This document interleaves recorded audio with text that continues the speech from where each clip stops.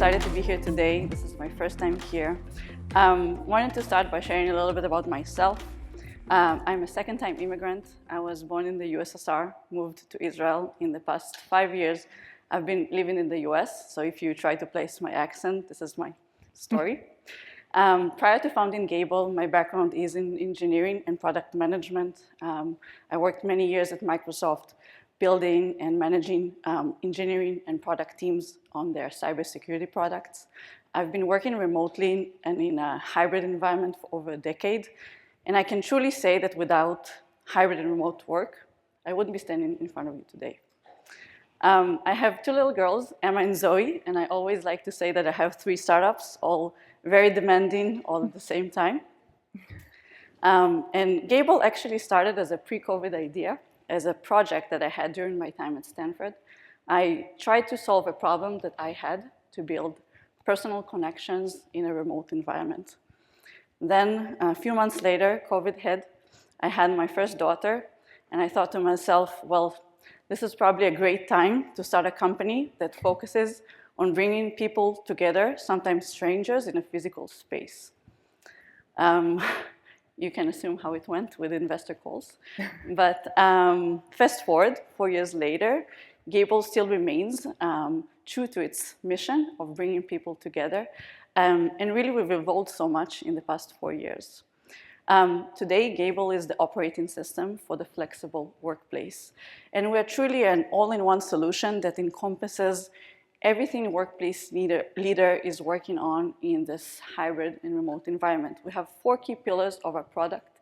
The first is an on-demand solution to provide access to thousands of global co-working spaces for employees to book on demand.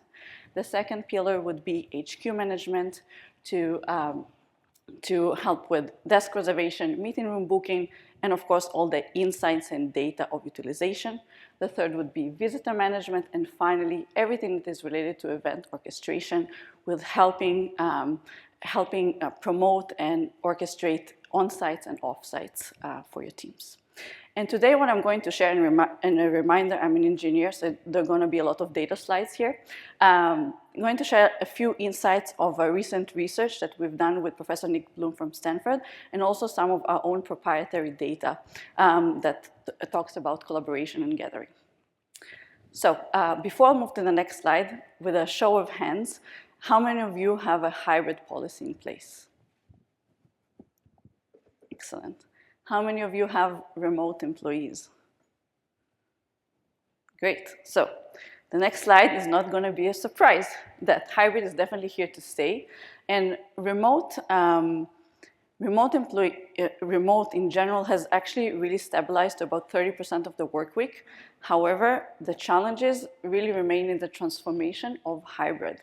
So as you can assume, what I do all day, and in the past few years, I've been talking to workplace leaders, and there are 4 key pillars that are really top of mind for them. The first and foremost is really how to provide flexibility in the workforce. 87% of employees say that flexibility is the #1 perk when talking about workplace. The second and third about engaging employees and maintaining productivity goes a little bit hand in hand. Over 50% of remote employees actually say that they feel disconnected and disengaged to the company. And finally, and I'm sure you can relate, and actually it has been astonishing to me to hear in the last day how many workplace leaders are talking about how to consolidate, how to really manage wisely their real estate portfolio. Because really long gone are the days where everywhere you have an employee, you will have an office, right? And if you are anywhere in this journey of iterating your return to office or your hybrid strategy, first of all, I want you to know that you're not alone. Everyone is here on this journey. And I think, to me, one of the most interesting data points that we've seen from this research is that some employees have experienced 5 RTO policies. So wherever you are in that spectrum, this is just to say that this is a journey, and we're all on it together. There is a reason why it's so challenging, because at the end of the day, and there was actually in the previous conversation was a similar slide that talks that there is no one size fits all, right? And there's so many different policies that are being taken into play here. There are companies that are doing managed hybrid, flexible hybrid, specific days in the week, 2 days, 3 days? Is it a team choice? Is it a departmental choice? How does it actually relate to the employee KPIs? All of those things need to be taken into consideration when you are designing your workplace policy. And that's why it's so hard, because there is no blueprint you can apply, right? I think the next slide is not going to be so surprising, but I think it's really important that the really big reason why employees are actually going to an office and what is the meaning of an office is not for the space, it's actually for the people. This is the #1 reason why employees are coming to engage and collaborate, right? And I think this is part of a larger trend that we see, and I'm sure this has been a discussion throughout this conference, of the reimagination of the workplace, really to focus on collaboration and engagement. Some interesting data points from our survey also show that when hybrid employees go to an office, over 50% of their time is actually spent in being in meetings, right? And then not only that, those meetings are usually small groups, about 4 people and less. So when you're thinking about how to redesign your workforce, there are a lot of data points that you need to take into consideration. And with the focus on collaboration, we see it as well in our own data. I would say in the past 6 months, we have seen an explosion, honestly an explosion of focus on collaboration, and we'll talk about what collaboration really means and engagement throughout our customers. And to me, this was an amazing stat, that 60% of the bookings that are being done on Gable, whether this is in your offices or in your co-working spaces, are focused on gathering. And there are different types of gathering, which we'll talk about in a second. But of course, we're measuring gatherings like meeting room and event spaces. But to me, what was really interesting, and I'm curious what your experience as well, is that the most common use case of gathering is actually booking in a co-working space together, whether this is, again, either in a co-working space or in your office, just in a hot desk together.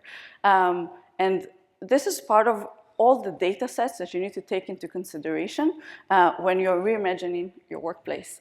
And I wanted to end with this slide that I think the role of workplace leaders at the moment is extremely challenging, because at the end of the day, you're not just managing HQs. You have so many data points that you need to take into consideration in order to decide what is the next step. There are data points from your flex utilization, from your HQ utilization, from engagement surveys, from strategy on where to hire, from your current employees' footprint. And all of this combined is something that we aim as a company to help you solve in order to define the next step of your workplace strategy, next iteration. And with that, I'm going to pass the baton to Chandler, who's going to talk about how Dropbox have reimagined the entire portfolio using on-demand and how we helped. Great, thanks, Lisa. So 4 years ago this week, we announced we're going to be a virtual first company. We had 3 meals a day. We had Michelin star chefs. We had yoga teachers. We had masseuses, a karaoke studio. And we told our employees, you know what? We're never going back to that again. We're going to be a virtual first company. We're going to be primarily virtual. We're going to lean into what Dropbox is all about. Everyone was really excited. They were not. It was very mixed. It was very, very mixed on the reaction of flexibility, change management.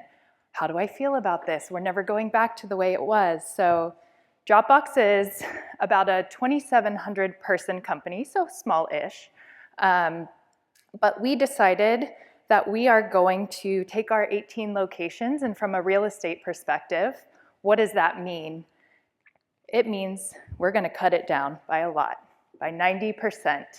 We are going to take our 1.5 million square feet. We now have about 120,000.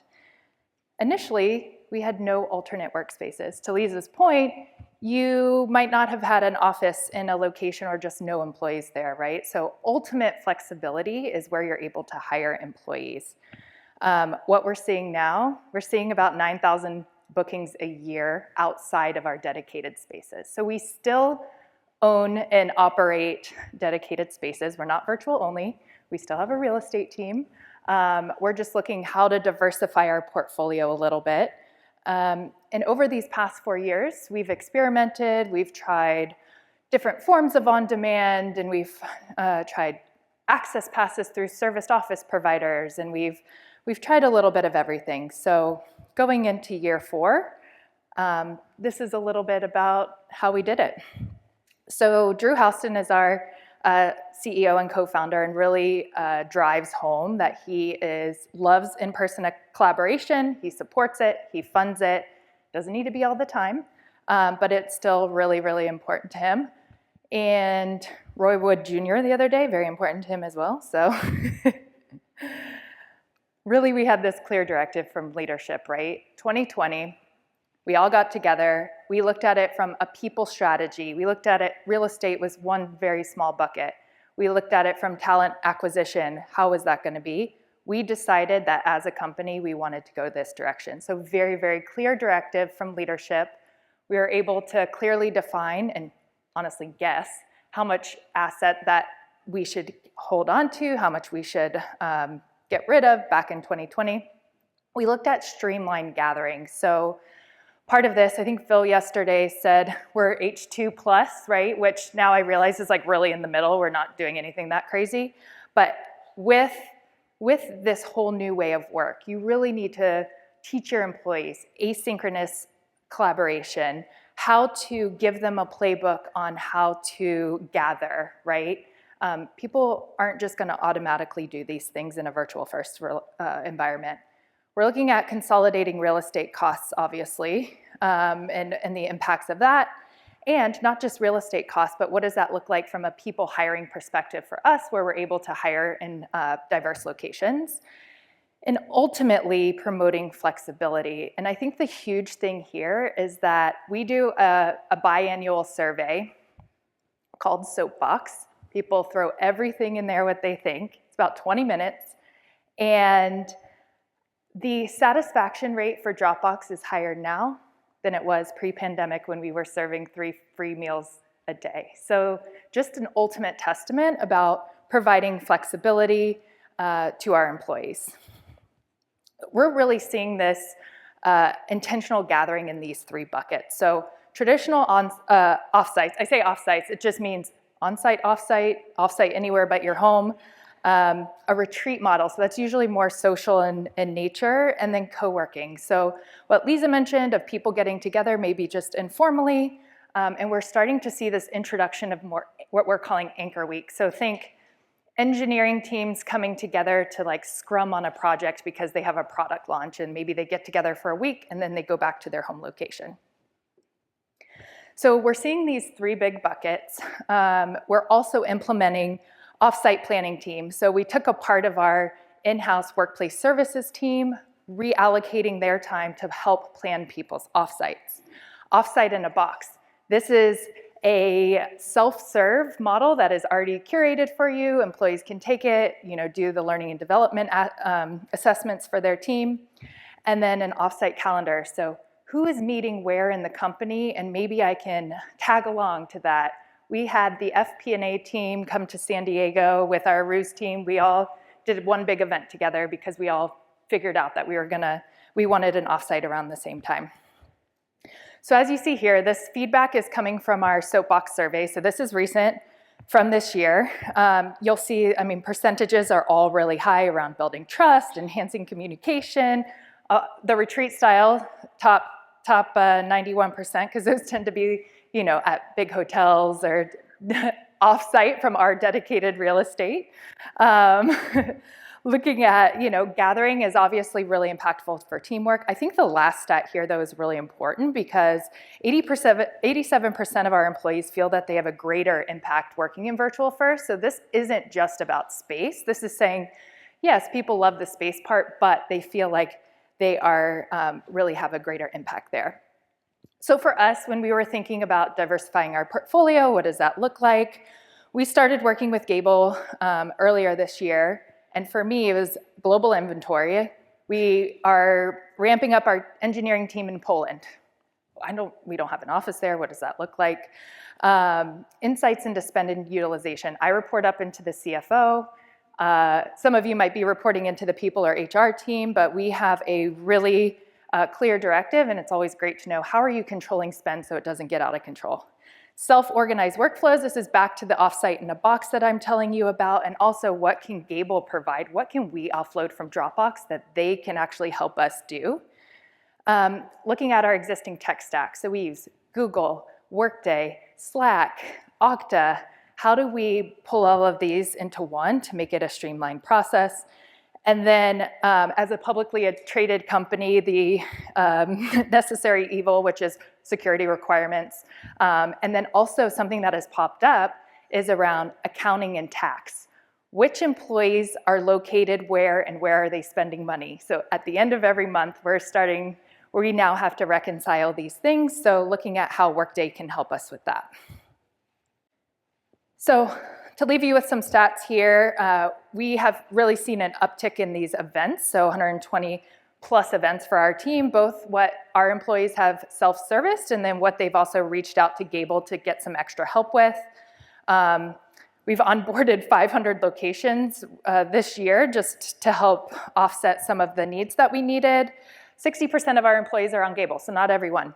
We also have admins booking on behalf of other people. We're seeing the gathering percentage similar to what Lisa's seeing globally.